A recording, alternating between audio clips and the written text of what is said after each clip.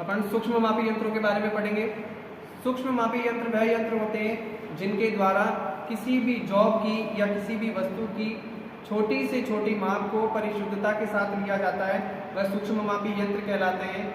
सूक्ष्म मापी यंत्रों के अंदर सबसे पहला आज अपन पढ़ेंगे आउटसाइड माइक्रोमीटर के बारे में। आउटसाइड माइक्रोमीटर, आउटसाइड माइक्रोमीटर जो है सबसे पहले ये नाम से ही स्पष्ट है, आउटसाइड यानी कि किसी भी जॉब का बाहरी व्यास मापने के लिए आउटसाइड माइक्रोमीटर का यूज़ किया जाता है। आउटसाइड माइक्रोमीटर जो आता है वो किस सिद्धांत पर कार्य करता है, तो अब इसके सिद्धांत के बारे में जानेंगे। तो सबसे पहले आउटसाइड माइक्रोमीटर जो होता है यह नट व बोल्ट के सिद्धांत पर कार्य करता है।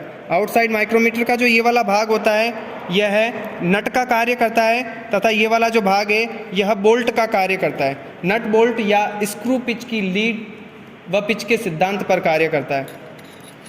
ठीक है। आउटसाइड अगला आता है आउटसाइड माइक्रोमीटर के भागों के नाम। तो आउटसाइड माइक्रोमीटर के भागों में जो सबसे पहला आता है वो आता है एनविल। ये वाला जो भाग है ये एनविल कहलाता है और ये वाला जो भाग है यह स्पिंडल कहलाता है। ये वाला जो भाग है ये स्पिंडल कहलाता है। माइक्रोमीटर का किसी भी जॉब की माप लेते समय उस जॉब को एनविल और स्पिंडल के बीच में स्पर्श करवाया जाता है, जो अपन आगे देखेंगे। ये वाला जो भाग है जो ये अंग्रेजी अक्षर के यू अक्षर के समान है यह फ्रेम कहलाता है। ये वाला जो भाग है यह फ्रेम कहलाता है। इस फ्रेम के ऊपर इस माइक्रोमीटर की अल्पतमांक भी लिखी होती है तथा इसकी रेंज भी लिखी होती है। ये वाला जो भाग है माइक्रोमीटर का ये वाला भाग कहलाता है स्पिंडल लॉक नट। इसके द्वारा इस स्पिंडल को माप लेते समय लॉक किया जाता है। माइक्रोमीटर का जो ये वाला भाग है ये वाला भाग बैरल या स्लीव कहलाता है। माइक्रोमीटर का जो ये वाला भाग है जिसके ऊपर ये माप लिखी हुई है यह बैरल या स्लीव कहलाता है। और माइक्रोमीटर का जो ये वाला भाग है ये कहलाता है थिम्बल। थिम्बल के बाद में जो अगला भाग आता है ये आता है रैचेट स्टॉप। इस रैचेट स्टॉप के माध्यम से माप लेते समय निश्चित परास सीमा में कसने के लिए इस रैचेट स्टॉप का प्रयोग किया जाता है। आउटसाइड माइक्रोमीटर के जो ये बैरल और स्लीव होता है इसके ऊपर मध्य में एक रेखा होती है, इसे डेटम लाइन के नाम से जाना जाता है। इस डेटम रेखा की जो लंबाई होती है वो लंबाई 25 mm होती है। इस डेटम रेखा के ऊपर या नीचे वह माप जिसके ऊपर यह नंबर लिखे होते हैं यह मेन डिवीज़न कहलाता है। ये जो है यह मेन डिवीज़न कहलाता है। जिसके ऊपर ये नंबर लिखे हुए हैं ये वाली जो माप है यह मेन डिवीज़न कहलाती है। और अगली आती है सब डिवीज़न। डेटम रेखा से नीचे जिनके ऊपर माप नहीं लिखी होती है जो इस 1 mm को 2 भागों में बांटती है, जो इस 1 mm को बराबर 2 भागों में बांटती है, इसे सब डिवीज़न कहा जाता है। और ये जो थिम्बल के ऊपर जो ये अंशांकन बने हुए हैं यह है 0 से लेकर के 50 तक, यानी कि 0 से लेकर के ये देखो ये 0 से लेकर के ये 5, 10, 15, 20, 25, 30, 35, 40, 45 और ये पूरा 50, यानी कि ये 50 भागों में इस थिम्बल के ऊपर अंशांकन बने हुए हैं। आउटसाइड माइक्रोमीटर के द्वारा मीट्रिक पद्धति के अंदर 0.01 mm की शुद्धता के साथ आउटसाइड माइक्रोमीटर जो होता है वो मीट्रिक पद्धति के अंदर जो इसकी रेंज होती है वो होती है 0 से 25, 25 से 50, 50 से 75 तथा 75 से 100 mm। इसी प्रकार यदि ब्रिटिश माइक्रोमीटर होगा जिसके अंदर जिसकी अल्पमत माप होती है 0.001 इंच होती है, वो माइक्रोमीटर जो होता है वो 1-1 इंच में होता है। उसकी जो रेंज होती है 0 से 1 इंच, 1 से 2 इंच, 2 से 3 इंच, 3 से 4 इंच ऐसे उपलब्ध होता है। तो 1 mm होती है। तथा ब्रिटिश पद्धति के अंदर जो इसकी अल्पतमांक होती है वो होती है 0.001 इंच। ब्रिटिश पद्धति में 0.001 इंच तक की शुद्धता के साथ माप ली जा सकती है तथा मीट्रिक पद्धति में 0.01 mm तक की शुद्धता के साथ आसानी से मापा जा सकता है। आउटसाइड माइक्रोमीटर का यूज़ लेने से पहले सबसे पहले इसकी शून्यांक त्रुटि चेक करनी चाहिए कि जिस माइक्रोमीटर का अपन उपयोग कर रहे हैं वह माइक्रोमीटर सही है या ख़राब है।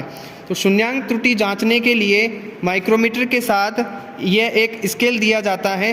0 से 25 रेंज वाले माइक्रोमीटर को सीधे आसानी से चेक किया जा सकता है।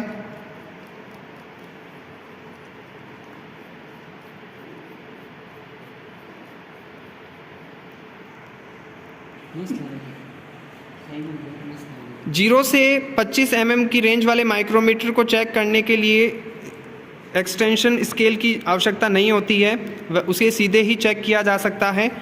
लेकिन इससे जो बड़ी रेंज के जैसे 25 से 50 mm वाला जो माइक्रोमीटर होता है उसके लिए यह स्केल होता है 25 mm का, इसके द्वारा शून्यांक त्रुटि चेक की जाती है। इससे बड़े 50 से 75 mm वाला जो इस माइक्रोमीटर होता है इसके अंदर ये एक एक्सटेंशन स्केल लगा करके इसके द्वारा इसकी शून्यांक त्रुटि चेक की जाती है।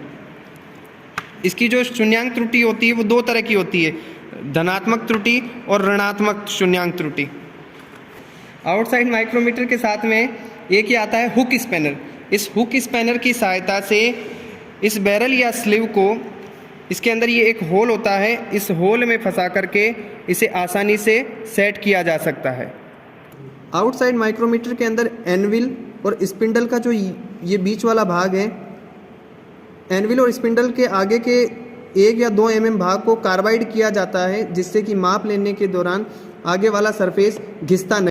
आउटसाइड माइक्रोमीटर के द्वारा किसी भी वाल्व की स्टेम का व्यास, किसी भी पिस्टन का व्यास, पिस्टन के अंदर फिट होने वाली गज़न पिन का व्यास, क्रैंक शाफ्ट के क्रैंक पिन का व्यास आदि चीज़ों का सूक्ष्म माप लेने के लिए आउटसाइड माइक्रोमीटर का यूज़ किया जाता है। अब आउटसाइड माइक्रोमीटर के द्वारा कैसे माप ली जाती है? सबसे पहले आउटसाइड माइक्रोमीटर के द्वारा माप लेने से पहले उस जॉब को अच्छे से साफ़ करना चाहिए। साफ़ करने के बाद आउटसाइड उस जॉब के व्यास के अनुसार माइक्रोमीटर का चयन करेंगे कि किस रेंज के माइक्रोमीटर के द्वारा उसकी माप ली जानी है। जैसे कि इस वाल्व की स्टेम मापने के लिए मैंने 0 से 25 की रेंज वाले माइक्रोमीटर का चयन किया है और मैं मीट्रिक माइक्रोमीटर के द्वारा इस वाल्व की स्टेम का व्यास का मापन करूँगा। जैसे मापन करने के लिए व्यास के अनुसार इस माइक्रोमीटर को खोला और इसकी स्टेम को स्पर्श कराएंगे ना।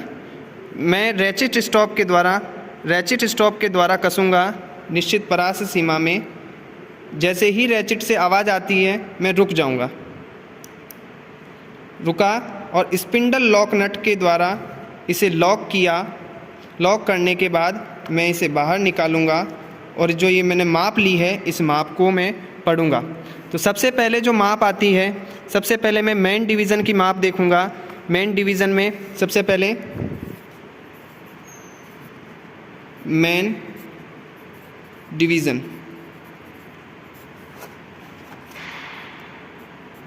डिवीज़न में जो इसके अंदर माप आई है 0, 1, 2, 3, 4 mm 4 mm मेन डिवीज़न की माप। दूसरा लेंगे सब डिवीज़न जो होता है इस 1 mm को बराबर 2 भागों में बांटता है। तो इसमें जो है सब डिवीज़न की जो रेखा है, यदि सब डिवीज़न की रेखा दिखती है तो सब डिवीज़न, इसमें सब डिवीज़न की रेखा दिख रही है, यानी कि यह एक राउंड कंप्लीट कर चुका है। तो इसमें 0.50 mm प्लस करेंगे। और तीसरा जो आता है वो आता है थिम्बल डिवीज़न।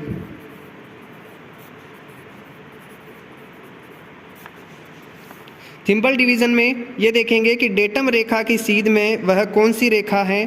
तो डेटम रेखा की सीध में जो रेखा आती है जैसे 45, 46, 47, 48 और 49 के बीच में, तो अपन 49 लेंगे तो 0.49। अब इन तीनों का योग करेंगे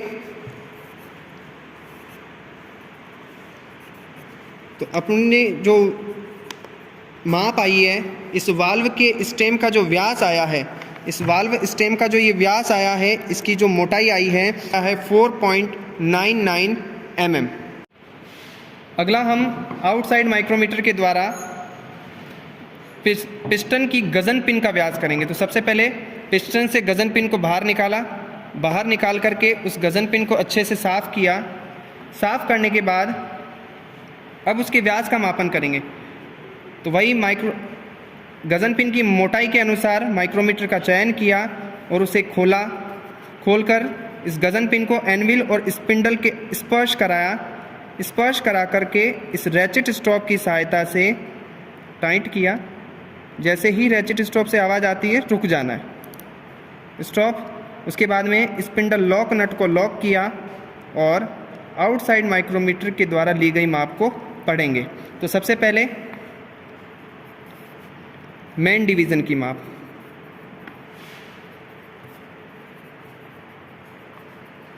मेन डिवीज़न कितना आ रहा है 0 से 5 mm, 5 के बाद 10 mm, 10 के बाद में 11 mm,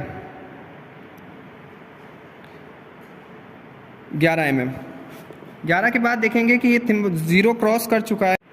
अब यहाँ पर जो गज़न पिन की जो माप आई है उस माप को पढ़ेंगे। तो मेन डिवीज़न की जो माप आई है, मेन डिवीज़न की जो माप आई है वो आई है 5, 10 और एक ये 11 mm। तो 11 mm तो इसकी पूरी माप आ गई है। दूसरी आई सब डिवीज़न की,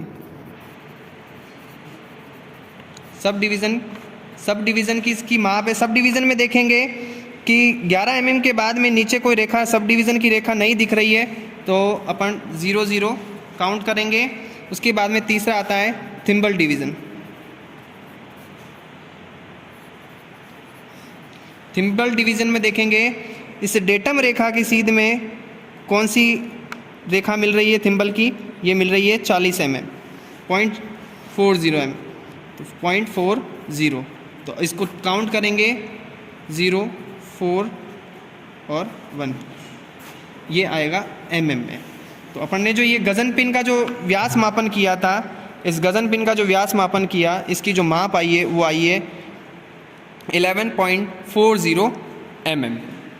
इस प्रकार आउटसाइड के द्वारा किसी भी जॉब की, जैसे valve stem, gudgeon pin, piston का व्यास आदि आसानी से सूक्ष्मता से मापा जा सकता है।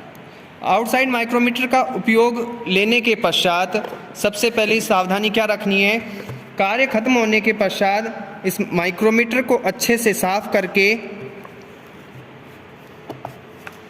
साफ करके एक सुरक्षित डिब्बे में इसको रखना चाहिए, जिससे कि जो इसकी माप होती है वो माप खराब नहीं हो।